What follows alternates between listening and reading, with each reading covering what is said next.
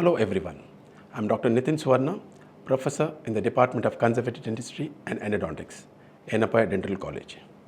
Today we will talk about the concept called root canal irrigants. After this session, students will be able to know the definition of irrigants, to understand the classification of root canal irrigants, and also in detail the mechanism of action of each irrigants, and also to understand the potential complication of irrigants. These are my contents. Coming to the introduction, shaping and cleaning of the root canal constitutes one of the most important phases of endodontic therapy. Cleaning and shaping of the root canal without the use of irrigants is highly impossible. As you all know, how water is important to sustain a life, similarly, irrigation plays a very vital role in success of the root canal treatment. And also to achieve maximum efficacy, make sure that it reaches the apical portion of the canal.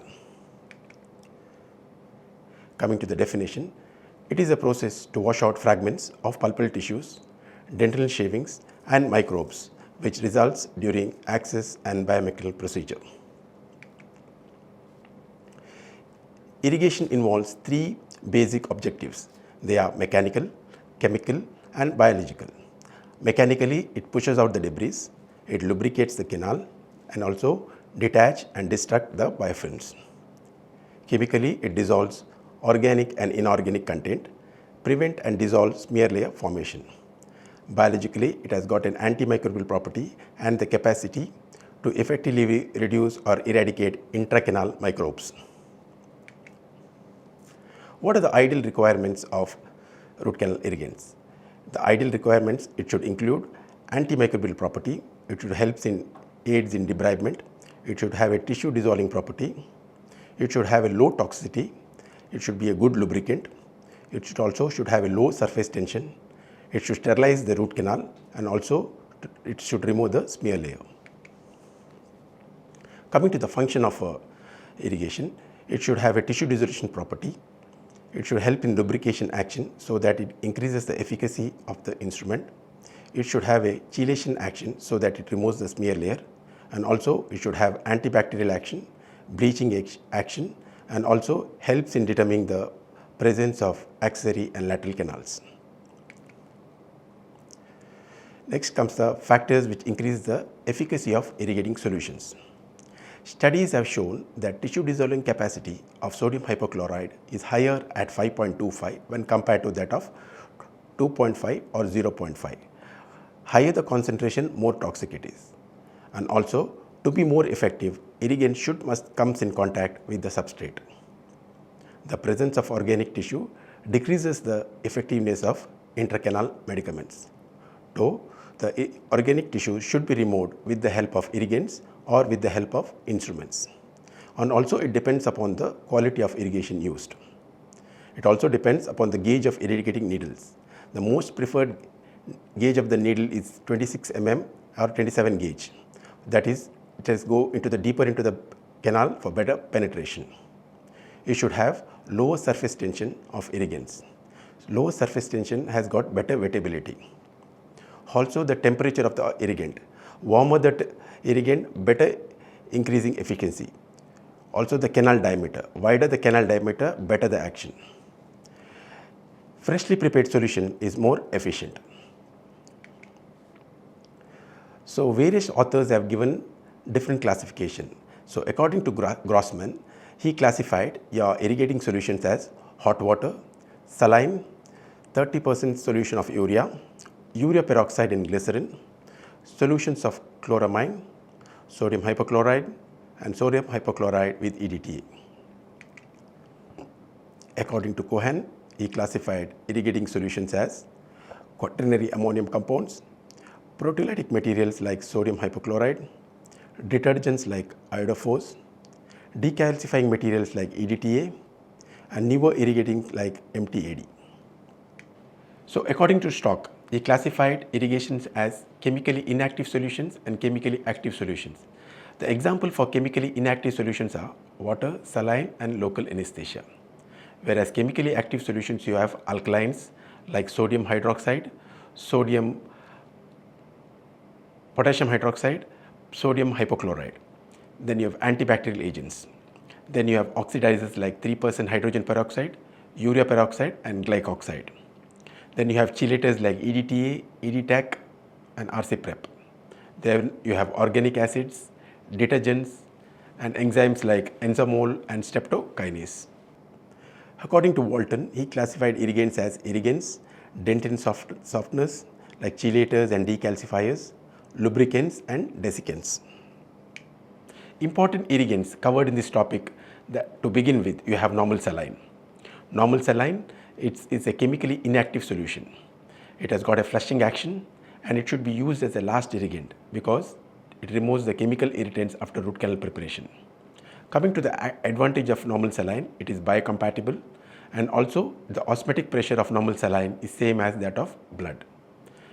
Coming to the disadvantage of using normal saline, it doesn't remove the smear layer, it doesn't possess antimicrobial activity, it doesn't have a tissue dissolution property and it is too mild to thoroughly clean the canal. Sodium hypochlorite. The sodium hypochlorite was first introduced in France by Claude Lewis in 1879. It is a clear straw-colored solution with a strong odor of chlorine. It can be easily mixed with water. It was in Grossman in 1941 said that sodium hypochlorite has a tissue dissolving property and it can be used as a intracanal medicament. But Max Padden, who had compared the different concentration of sodium hypochlorite, and he said that 5.25 of sodium hypochlorite has better tissue dissolving property when compared to that 2.5 or 0.5. Coming to the mechanism of action of sodium hypochlorite, the pH of sodium hypochlorite is high, it is 12. So on ionization, it produces hypochloric acid and hypochloric ions.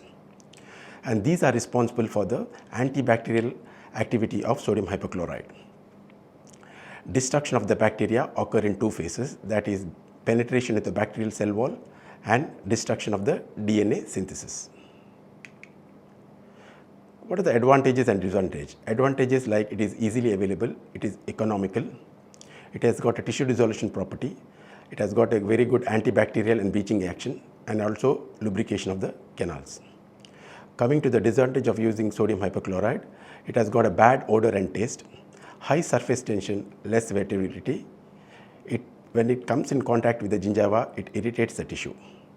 Also, the vapors of sodium hypochlorite can irritate eyes and it corrodes the instruments. What are the various methods to increase the efficacy of sodium hypochlorite? More it comes in contact, more efficient it is. Just warming the sodium hypochlorite 60 to 70 degrees centigrade increases the tissue dissolution property. And also when sodium hypochlorite is used ultrasonically, it accelerates the chemical reaction, creating cavitation effect and achieving a superior cleansing action. Also, if a buffering agent like sodium bicarbonate is added to increase the efficacy of sodium hypochlorite, but buffering agent decreases the shelf life to less than 1 week. Smear layer removal, EDTA should be mixed with sodium hypochlorite. What are the drawbacks if the sodium hypochlorite is mixed with other irrigants? Like suppose if a sodium hypochlorite and a chlorhexidine are insoluble in each other. If they are mixed together, a brownish orange precipitate is formed and it is called parachloroaniline. The drawback of this is it is mutagenic and hinder with the seal of the root canal filling. Also, when the sodium hypochlorite is mixed with EDTA, it reduces the amount of free available chlorine. And also, if the sodium hypochlorite is mixed with hydrogen peroxide, it causes energetic effervescence. Sodium hypochlorite accidents is commonly occurs when it is injected into the periapical tissue or when it comes in contact with the vital tissue. It causes ulceration, hemolysis, damage to the endothelial and fibroblastic cells. So coming to what are the signs and symptoms of sodium hypochlorite accident? First and foremost signs and symptoms you will notice is sudden severe pain and burning sensation, followed by progressive swelling, severe edema, profuse bleeding from the root canal, immediate hematoma and ecchymosis of the skin. What are the treatment protocol you have to follow? First and foremost, to relieve pain, administrate LA to the affected area, followed by dilute the sodium hypochlorite by irrigating the canal system into normal saline. To reduce swelling, apply cold compression for 15 minutes interval for 1 to 24 hours, followed by warm compression thereafter.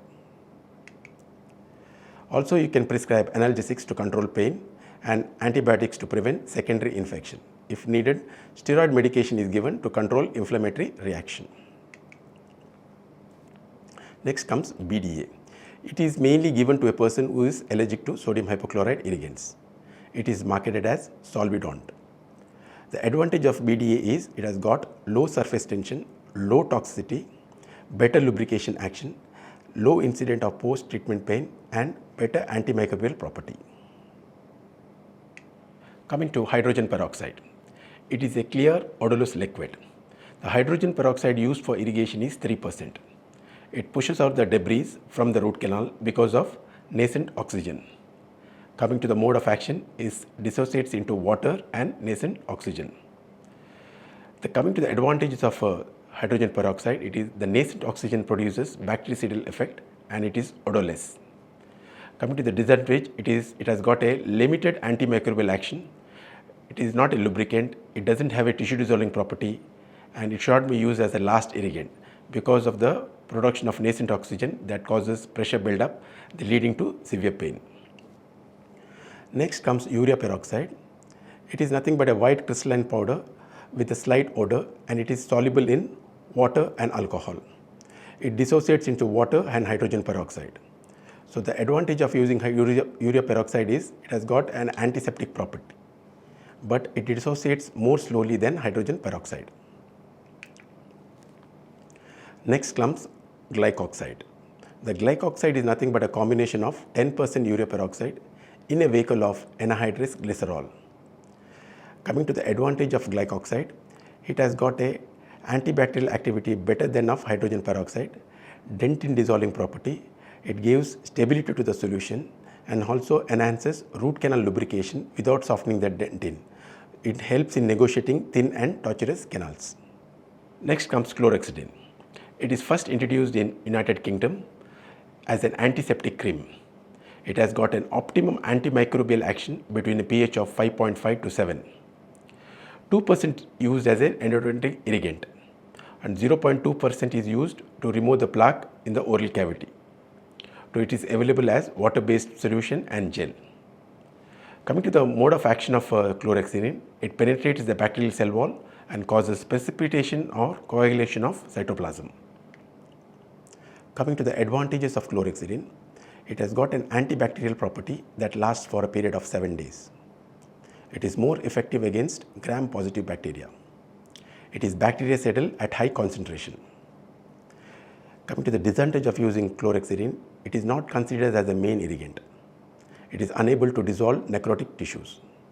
It is less effective on gram-negative bacteria. Next comes the iodine potassium iodide. It is a mixture of 4 grams of potassium, 2 grams of iodine and 94 ml of water. The advantage of using iodine potassium iodide, it is an antiseptic, it has got low toxicity and good antibacterial effect and it destroys the microorganism by forming salts. Coming to the drawbacks of iodine potassium iodide, it stains the tooth, its long-term efficacy is not known and it is potential for allergic response. Next comes the chelating agents. It is a chemical that reacts with the metal to form a chelate.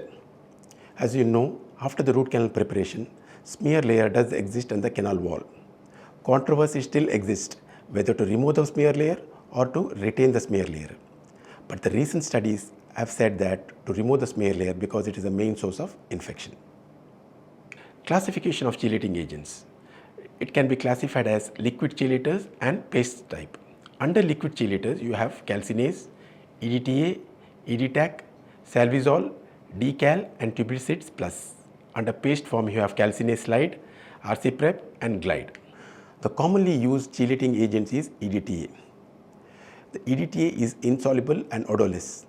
It is relatively non-toxic and slightly irritant in weak solution. And the percentage used for irrigating solution is 15 to 7%. And the pH is 7.3 to 8. Coming to the mode of action, Chelating agents act by substituting calcium ions in the dentin with sodium ions and forms a soluble salt which facilitate canal enlargement. Coming to the functions of EDTA, it removes the smear layer, it assists in penetration of the calcified canal, and also it has a lubrication action so that it increases the efficacy of the instrument. Coming to the advantages of EDTA, it has got a dentin dissolving property. It increases the efficacy of the instrument. It enlarges the narrow canals. It doesn't corrode the instruments. It helps in bypassing fractured fragment instruments. Whereas it has got disadvantages like it causes dental erosion and it is neither bactericidal or bacteriostatic. Next comes the RC prep. Coming to RC prep, it is a combination of 15% EDTA, 10% urea peroxide and glycol in carbowax base. The advantage of using RC prep is it has got an increased depth of penetration, and urea peroxide causes effervescence and release of nascent oxygen on reacting with sodium hypochlorite, which again aids in bacterial elimination. Next is the citramide. It is a combination with chlorhexidine. It is 0.2% of chlorhexidine mixed with 0.2 citramide. So the advantage of using citramide is better penetration of chlorhexidine into the dentinal tubules and better antimicrobial efficacy. Citramide also reduces surface tension. Coming to MTAD, it is a mixture of tetracycline, acid like citric acid and detergent like tween 80. It has got a low pH of 2.15 and because of citric acid. It removes the smear layer after sodium hypochlorite irrigation, and it causes antibacterial effect and it doesn't causes dental erosion compared to that of EDTA. Coming to tetracline, it is a combination product similar to MTAD. The only differ in the concentration of antibiotics, where MTAD, the doxycycline use is 150 milligrams per 5 ml, whereas tetracline, the doxycycline is 50 milligrams per 5 ml. And the kind of detergent used for MTAD is tween 80, whereas in tetracline you have polypropylene glycol for tetracline. Next comes Qmix. It is introduced in 2011.